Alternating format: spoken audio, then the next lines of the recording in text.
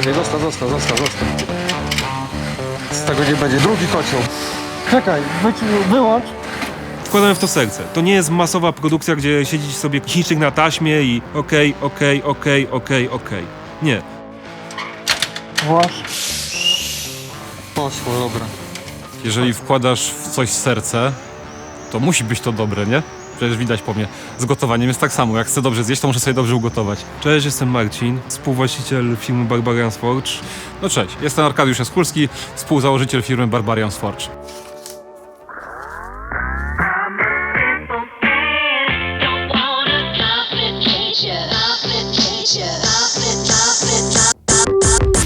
No to jest tank, znaczy nazwałem go po prostu czołg. To jest akurat model mojego projektu. Rozbił się na jakiejś planecie i pewna osoba pomogła mu się poskładać. Właśnie zbudowała ze złomu te nogi, dodała mu ogon. On jest byłym żołnierzem, dlatego umie się poskładać świetnie bronią i ma ciężki blaster w ręce. Cały czas pamiętam, jak właśnie byłem mały, nie umiałem czytać. Bardzo dużo dopisywałem historii na podstawie rysunku, który widziałem. I czasem mi tak zostaje, że na przykład kupuję nowy komiks, przeglądam go, układam sobie inną historię w głowie, a później go czytam. Byliśmy chyba na wakacjach wtedy z rodziną i mama stwierdziła, okej, kupię ci to. Więc jeszcze nie wiedziałem, co to jest. To stała jakaś bryła, która niby się miała ruszać. Potem odkryłem, że ona się w magiczny sposób przemienia z robota w pojazd. No i zabrało mi to moje serducho natychmiast. Komiksy są świetne, bo mają fajne historie, jest ten element i tekstu, i rysunku. Modele też dla mnie mają pewną historię. Jest, coś tu się dzieje. Jest sobie Megatron. Ciężko będzie go pokazać. No, jest mało wygodnej pozycji, że tak powiem. Jest Megatron, dowódca Decepticonów. Najbardziej zatwardziały wróg Autobotów. Akurat przy modelach mam to samo, że ja tworzę model i automatycznie mu tworzę jakiś rodzaj historii. Że to nie jest pusta skorupa, tylko że to jest model, który ma duszę, ma jakąś historię, coś, co on przedstawia. W pewnym momencie swojego życia, zbierając różne modele kolekcjonerskie najróżniejszych marek, firm, pojawiły się też modele do sklejania i malowania. Mega mnie to kupiło i zakręciło do tego stopnia, że teraz się zająłem tym zawodowo. Ja przez kilka lat pracowałem właśnie przy odlewie figurek w dość dużej firmie z Wrocławia. Tą technologię wymyśliłem, wprowadziłem. Później cała ta technologia z tamtej firmy trafiła tutaj do mnie.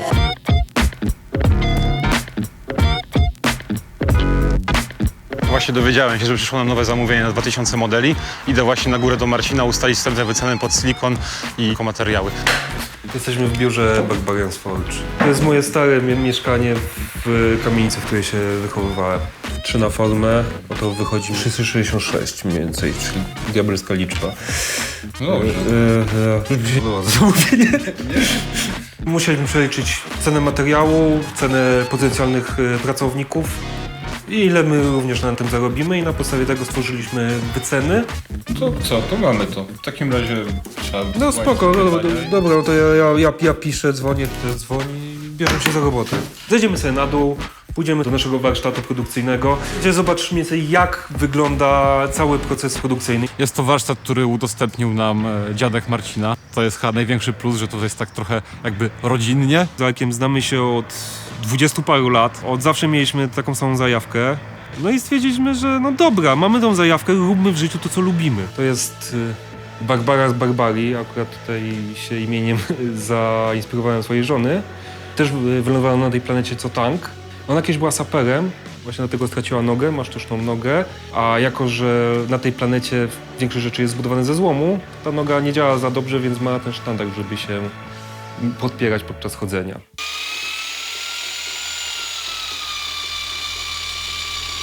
Pierwszym etapem jest przygotowanie formy. Trzeba przygotować główny składnik, potem drugi, no i trzeba to dobrze wymieszać mieszadłem takim konkretnym, no ponieważ silikon jest dość gęstą rzeczą, nie?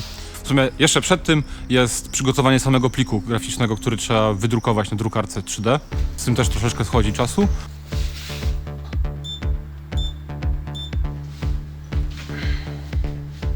Robimy na zasadzie old far as new. Czyli mamy rzeźbiarza, który rzeźbi modele, tak się to robiło w latach 60., 70., też na początku XXI wieku, ale też używamy nowych technologii. No i wiadomo, najpierw przygotowanie modelu, wstępne oczyszczenie. Tutaj jeszcze widać ślady mocno po podporach, to trzeba wyczyścić, no najlepiej papierem ściernym. Jest Tego tutaj nie będzie widać, ale jest naprawdę tak gładki, że mógłbyś go używać zamiast papieru toaletowego. No chwilę to trwa, ale potem jakość modelu broni się sama.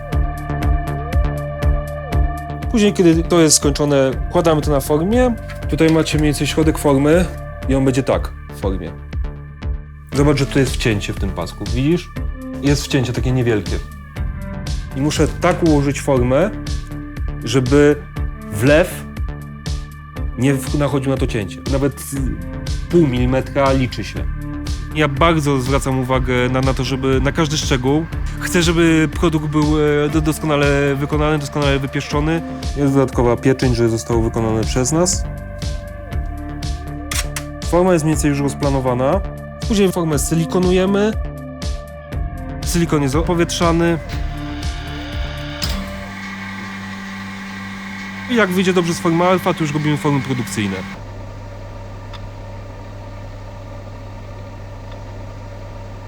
Potem rozcięcie, no i potem już jest dalsza produkcja, czyli odlew.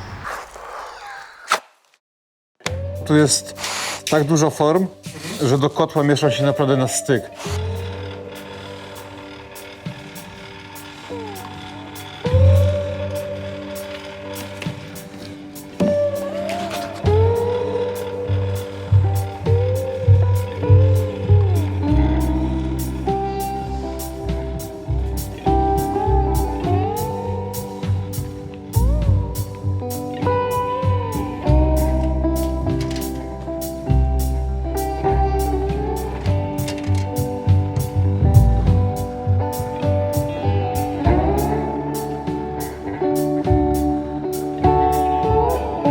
Zmieszana żywica trafia do formy wcześniej wyciętej.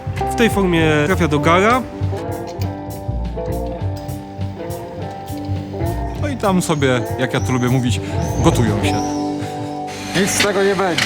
Będziesz trzymał im próżnia, no. Patrz. To nie... Ja to zrobię, dobra? To zostaw. Drugi kocioł. Czekaj, wyłącz.